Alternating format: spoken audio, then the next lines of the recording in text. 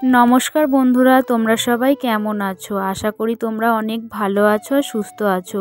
আর আমি সব সময় চাই যে তোমরা আমার কাছের মানুষ, তোমরা অনেক অনেক ভালো থাকো আর সুস্থ থাকো। আজকে যে ব্লগটা আমি করছি, আমি তোমাদেরকে প্রথম দিন থেকে সব সময়তেই বলি যে আমার জীবনের ভালো মন্দ আমি সব কিছুই তোমাদের শেয়ার করি।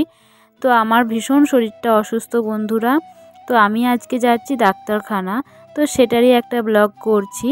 তো তোমাদের সঙ্গে না শেয়ার করলে না আমার ভালো লাগে না। তো বেরিয়ে পড়েছি। প্রথমে বাড়ি থেকে আমাকে টোটোয় করে যেতে হবে বাস স্ট্যান্ড। আসলে বাড়ি থেকে বাস স্ট্যান্ড যেতে তো অনেকটা সময় লাগে, সেই জন্য। তো টোটো দাদা চলে এসেছে, তো এবার টোটোয় করে যাচ্ছি। আর আমি বেরিয়েছিলাম তখন বাজে 1:30 এরকম হবে, হয়তো বাড়ি থেকে বেরিয়েছি। তো দেখো, তারপরে বাস স্ট্যান্ডে চলে এলাম। দুপুরবেলা বলে লোকজন সেরকম ছিল না, আধ ঘন্টা বসে থাকতে হয়েছে, তারপরে আমি বাস পেয়েছি জানো। ভীষণ বিরক্ত লাগছিল কখন বাস আসবে, তারপরে বাস পেয়েছি, মানে বাসে চেপেছি আর সামনেই জায়গা পেয়েছিলাম।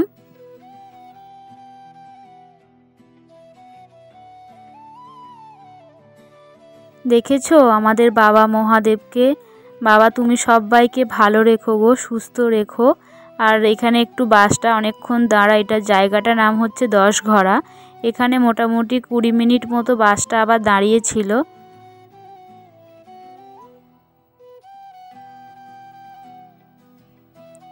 তারপরে আবার বাস চলতে শুরু করলো।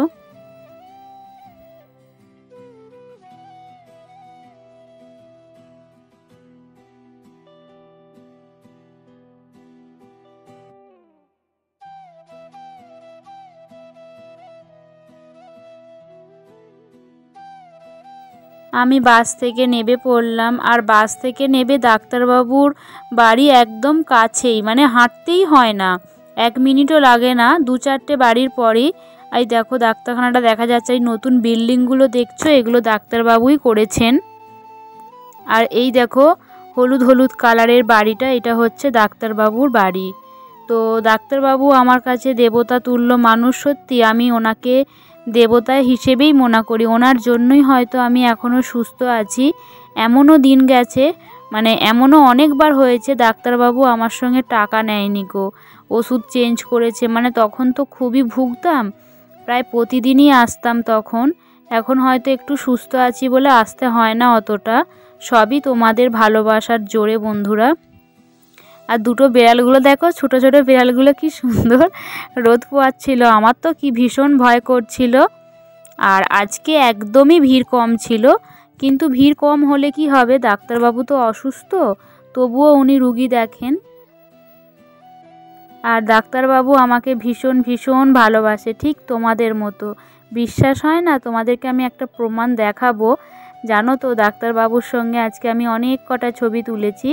আচ্ছা, ছবিটা আমি আজকে প্রোফাইলে দেব, মানে প্রোফাইল নয়, ওই যে কি বলে না, হ্যাঁ মানে ভিডিওর প্রথমেই আমি ছবিটা দেব, ঠিক আছে? তোমরা তবে বিশ্বাস করবে।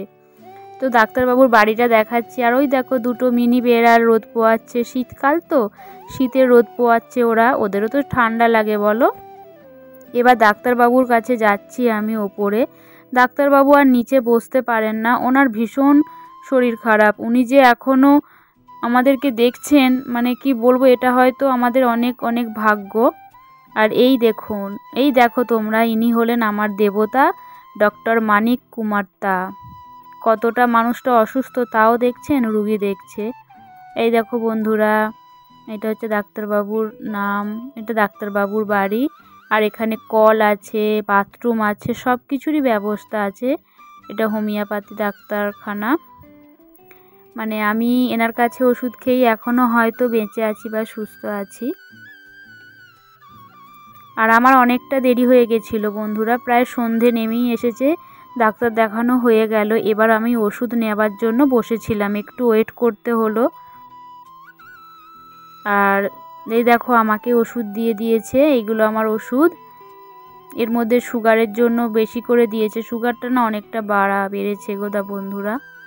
তো তারপরে এই যে এইটা হচ্ছে আমার বড় ভাই, এরাও আমাকে ভীষণ ভালোবাসে। এটা ডাক্তারখানার পাশে, এখান থেকেই জামা কাপড় পোশাক নেওয়া হয়। তো এটা এদের দেখেছো, দেখবে কেমন আমি বললাম হরে কৃষ্ণ বল ভাই, ওই জন্য হরে কৃষ্ণ বলল। খুব ভালো ছেলে, আর আমাদেরকে ধারেও দেয় জিনিসপত্র, কিছু টাকা পেতো দিলাম। আর দেখেছো কতটা অন্ধকার হয়ে গেছে, এবার টোটোর জন্য বা বাসের জন্য অপেক্ষা করছিলাম। তো তারপর শেষে আমি টোটো পেয়েছিলাম, টোটো করে এলাম। আর তারপর বাস স্ট্যান্ড থেকে এবার আমার বাপের বাড়ি বেশি দূর নয়, ওই 2-3 মিনিট, তাও অন্ধকার বলে ভাই নিতে এসেছিল। দেখেছো হেঁটে হেঁটেই এসেছে, একদম বাড়ির কাছাকাছি, বেশি দূর নয়, আমার শ্বশুর বাড়ির মতো নয়। তো দেখো বাড়ি এসে গেছি, ওই যে লাইট জ্বলছে, অন্ধকার, কতটা অন্ধকার হয়ে গেছে বলো তো। তো বাড়ি এসে প্রথমেই দেখি, দেখো ভাইকে ব্যাগটা দিয়ে দিয়েছি, ওই জন্যই ভাই বলছে দেখো বন্ধুরা আমাকে আমার দিদি ব্যাগ দিয়েছে। আর দেখো মা বললো ছাগল বাচ্চাকে দুধ খাওয়াচ্ছিল, ওরা মনে হয় খেতে পারে না, তো ওই জন্য গোদলে করে দুধ খাওয়াতে হয়।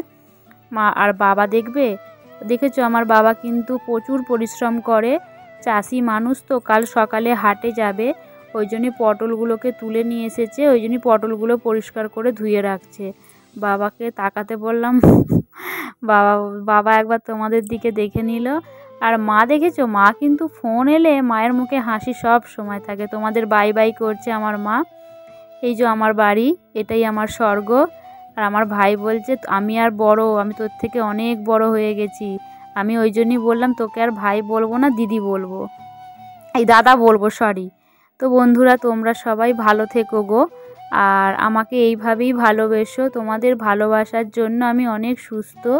দেখো মায়ের আদর, বাবার ভালোবাসা। আর আরেকটা কথা বলছি, আমার রূপু, তন্ময় বাবা, আর প্রিয়দা, বিজু ভাই, ইতি, চাঁদ ভাই, সোনামা, তোমাদের সবাইকে বলছি গো, তোমাদের সবাইকে অনেক ভালোবাসি গো। কারো নাম নিতে ভুলে গেলে কিছু মনে করো না, তোমরা সবাই আমার জীবন। আমার ভাই আলু বসানোর কাজ করেছে, দিয়ে টাকা পেয়েছে বলে আমার জন্য খাবার এনেছে, কিন্তু আমার তো এসব খেলে চলবে না, কিন্তু লোভ আমি সামলাতে পারলাম না। জানি এই ভিডিওটা দেখলে সৌমেন বাবু আমাকে চেঁচাবে, আর আমার প্রিয়দাও আমাকে মুখ করবে আমি জানি, তাও আমি এটা খেয়ে নিচ্ছি লোভে পড়ে। তো আমার ভাই এনেছে, আলু বসাতে গেছিলো, আলু বসিয়ে টাকা পেয়েছে। কেমন, তোমরা ভালো থেকো, সুস্থ থেকো, বাই বাই।